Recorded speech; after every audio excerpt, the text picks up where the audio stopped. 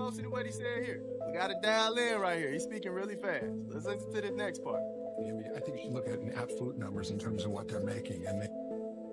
I think you should look at absolute numbers in terms of what they're making, because this could be a big increase, right? We don't see in their proposal the max going from 200,000 to 850,000. That's a big increase.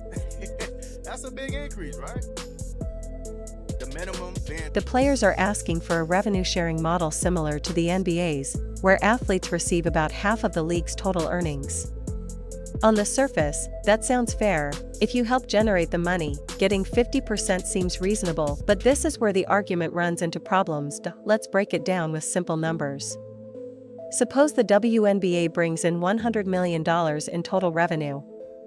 Now imagine the league's operating costs, salaries for staff, travel, arena rentals, marketing, and everything else, also add up to $100 million. If players were given 50% of the revenue, they'd get $50 million. That leaves the owners with the remaining $50 million to cover $100 million in expenses. In that scenario, every owner would be guaranteed to lose $50 million. That we are seeing this type of thing, and look, I think the players should make a lot more money. I think apparently somebody like who knows the WNBA finance really well is like, even if the players got 80% of their merch, and they got like a percentage of ticket revenue, which they actually get none of right now, but it's like, even if you give them 80% of their merch, apparently the total still goes to about only just over $1 million.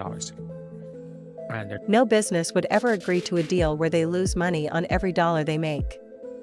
That would be financial suicide. If that were the case, the owners would simply walk away. Now let's move from this simple example to the harder reality. The WNBA doesn't publicly release its financial records, so we don't know the exact numbers.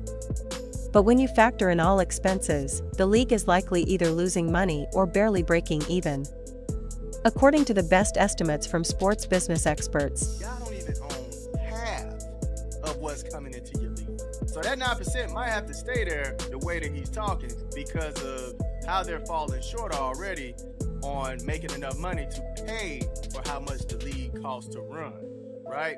So that 9% might have to stay there. I don't know. That's the way he's talking. He's like, maybe not look at it as far as shares. Now, to me, it sounds like he's saying we don't necessarily want to increase that share number. We're just going to get a little bit more efficient here and there within. What has really kept the WNBA alive for decades is the NBA's massive financial support. So when players point to rising TV deals or packed arenas for Caitlin Clark games, they're looking only at the top-line revenue. What they're not seeing are the huge fixed costs that swallow that income. Charter flights alone, one of the biggest debates right now, cost tens of millions more than regular commercial travel. Arena leases are another major expense, especially when many games are played in front of large sections of empty seats. Then there's marketing and promotion for a league that's still trying to grow its fan base. When owners look at the numbers, the math is simple. Giving players 50% of revenue wouldn't even cover the league's operating costs, much less create profit or allow for reinvestment. It would be like asking your roommate to pay half the rent while expecting them to somehow cover the full bill for the landlord. The numbers just don't work.